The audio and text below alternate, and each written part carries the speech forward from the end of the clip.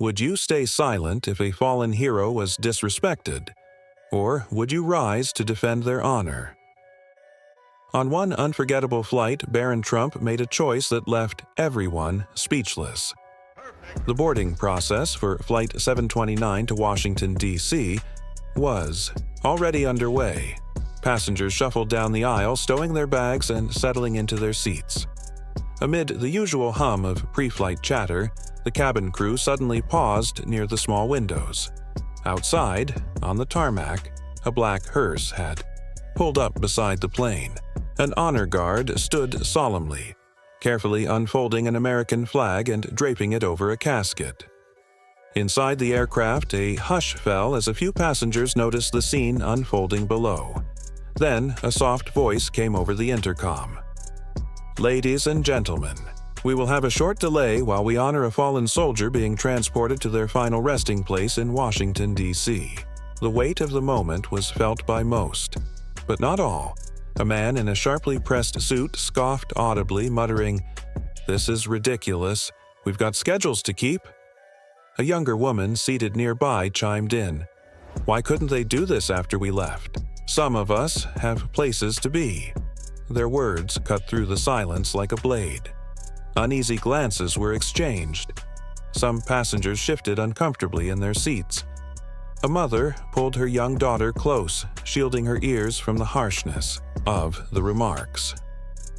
Outside, the honor guard stood at attention, their movements deliberate and respectful as they carried the casket up the loading ramp.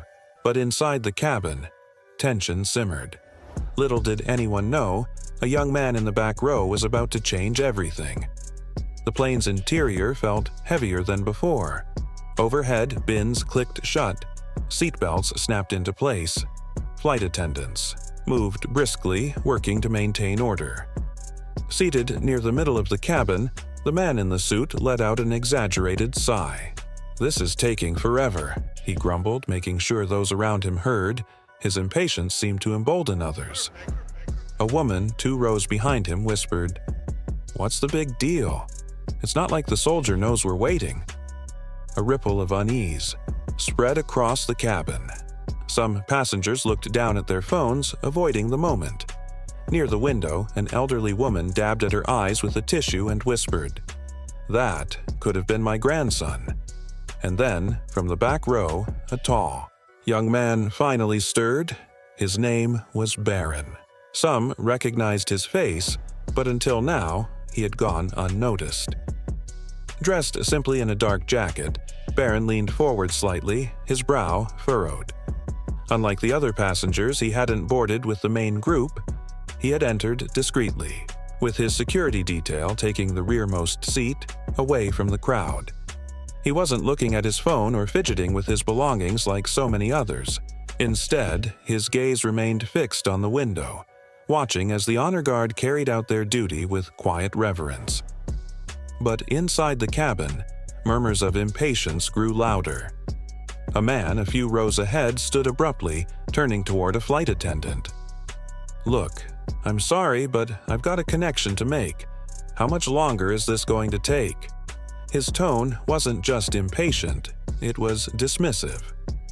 The flight attendant, her professionalism unwavering, responded gently, "Sir, this process should only take a few more minutes. We appreciate your patience as we honor a fallen service member." Her words didn't seem to matter. The man scoffed and sank back into his seat, muttering under his breath. A few passengers near him smirked in agreement, exchanging glances as if the delay was some sort of personal inconvenience.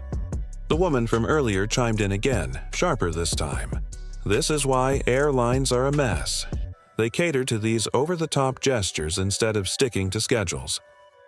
Disrespect fed on itself, emboldening those who shared the sentiment. The solemn stillness that had once filled the cabin was unraveling, replaced by a quiet but growing resentment. Near the front, a veteran stiffened in his seat, his jaw tightening. He said nothing. The elderly woman by the window clutched her tissue tighter, shaking her head. In the back row, Barron continued to watch. His security detail, seated a few rows ahead, remained neutral, their faces unreadable. but Barron's expression darkened. His gaze swept across the disgruntled passengers, then returned to the window. The reflection of the honor guard was still visible in the glass beside him. Their movements were precise, dignified, undisturbed by the murmurs inside the plane, and yet the final whispers of disrespect lingered in the air. Barron made his decision. The aircraft had grown restless. A thread of discontent wove through the rows. Then, in the back of the plane, Barron Trump moved. He leaned forward, his tall frame casting a shadow over the seat in front of him.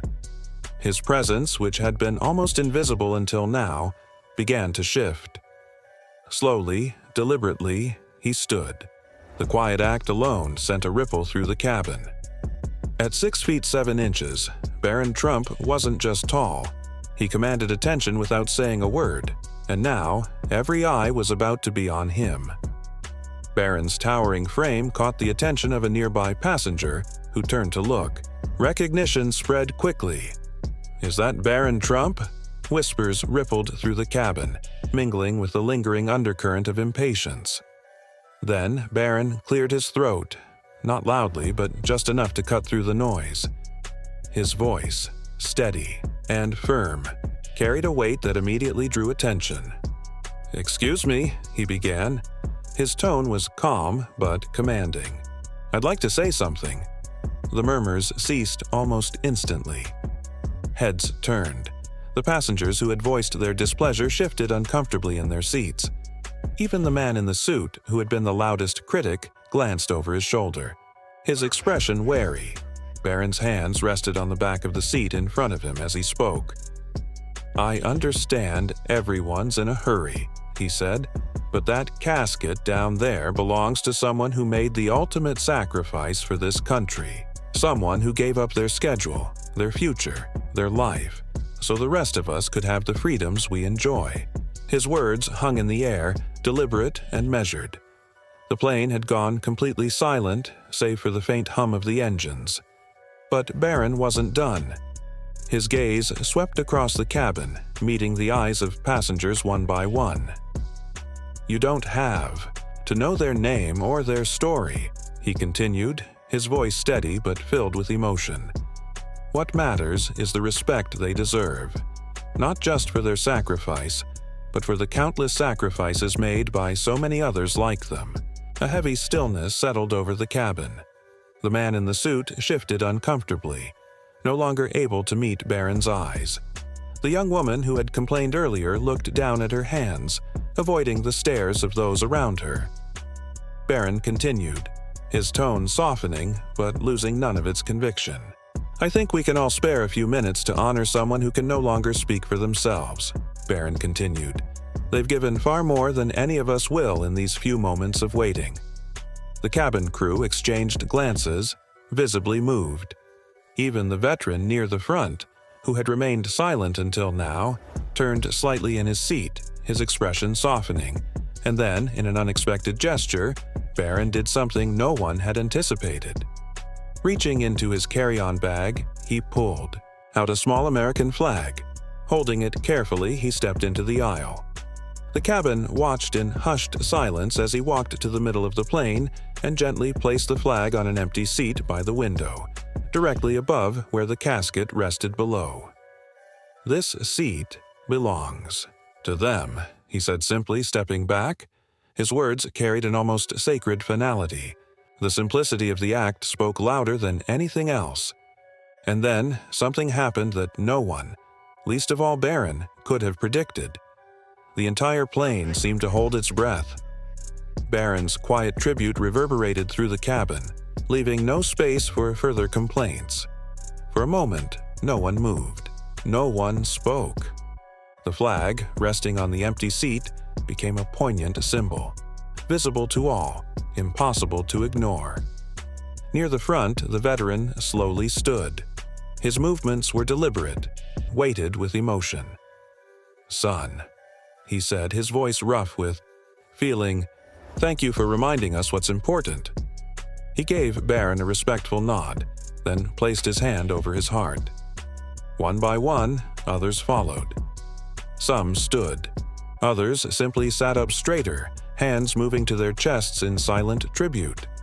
Even the man in the suit, the one who had been so vocal earlier, looked around at the sea of solemn faces. The weight of the moment pressed down on him. His bravado faded. I didn't mean to be disrespectful," he stammered, his voice barely above a whisper. The young woman beside the suited man turned red, her earlier annoyance replaced with visible guilt. But it wasn't just shame that filled the cabin. Something deeper was happening. A teenage boy in a hoodie, who had been quietly watching from his window seat, pulled out his earbuds. He muttered under his breath, That's cool," his voice carrying a newfound respect. A mother leaned toward her child, whispering something. The little one turned, wide-eyed, looking at Barron with quiet curiosity. The cabin crew, touched by the unfolding scene, moved with a reverence that hadn't been there before. Their hands were careful, their voices softer, as they finalized preparations for takeoff.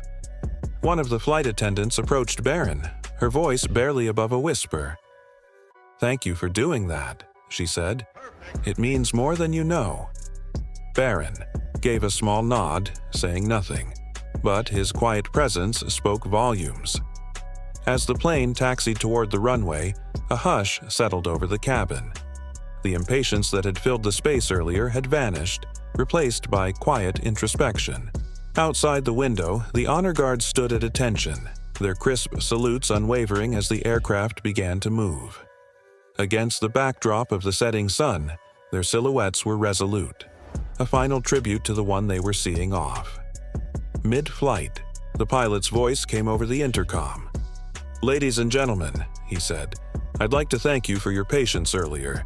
Today we are carrying the remains of a fallen soldier, and it is a solemn honor to have them aboard. Let us take a moment of silence to reflect and pay our respects." Without hesitation, the entire cabin obeyed, heads bowed, hands folded, eyes closed. It was as if every person on board felt the weight of the moment in their own way. The man in the suit, who had earlier scoffed at the delay, now clasped his hands together, his expression solemn. The young woman who had echoed his complaints wiped a tear from the corner of her eye, and in the back of the plane, Barron sat quietly. His gaze remained steady, his focus unwavering. Because tonight, this flight carried more than just passengers. It carried honor, and for those who had once been too impatient to see it, they would never forget it again. He wasn't looking for recognition or thanks. Barron's intention had always been simple: to remind everyone of the value of respect and sacrifice.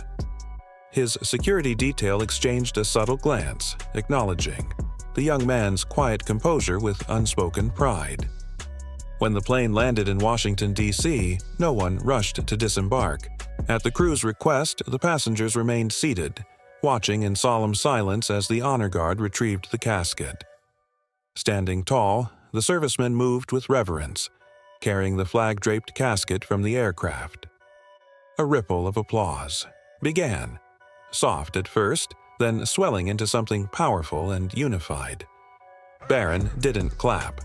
Instead, he placed his hand over his heart, a small but meaningful gesture that resonated deeply. As the passengers filed out of the plane, they carried something far greater than their luggage.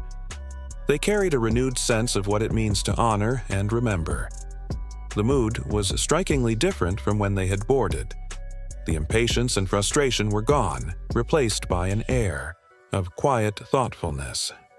Some exchanged soft words with the cabin crew. Others nodded to Barron as they passed, their expressions filled with gratitude and respect. The man in the suit, who had been the first to complain, hesitated near the exit. Turning back to Barron, he struggled for words before finally saying, "You were right. I needed that reminder." Barron simply nodded, his expression calm but firm. The young woman followed shortly after, whispering a quiet, "Thank you." Outside on the tarmac, the honor guard loaded the casket into a waiting hearse. A small group of onlookers, airport staff, military personnel, and strangers, stood at attention, saluting in silent tribute. Among them stood the soldiers' grieving family. Their faces were etched with pain, but also with pride. Inside the terminal, passengers, many of whom had been strangers just hours before, lingered by the windows, watching the scene unfold. In that moment, they weren't businessmen, tourists, or weary travelers. They were witnesses. Witnesses to a collective reminder of sacrifice and unity. As Barron quietly exited the terminal with his security detail, he glanced back one last time, taking in the sight of people standing shoulder to shoulder, moved by the power of one small act. This isn't just a story about a fallen soldier, it's a story about respect. Respect for those who give everything. Respect for the moments that demand our attention, no matter how inconvenient they may seem. If this story resonates with you, take a moment to reflect on the sacrifices of others. Carry forward the lessons of humility and gratitude. Because sometimes the smallest gestures leave the deepest impact, and the world needs more of them.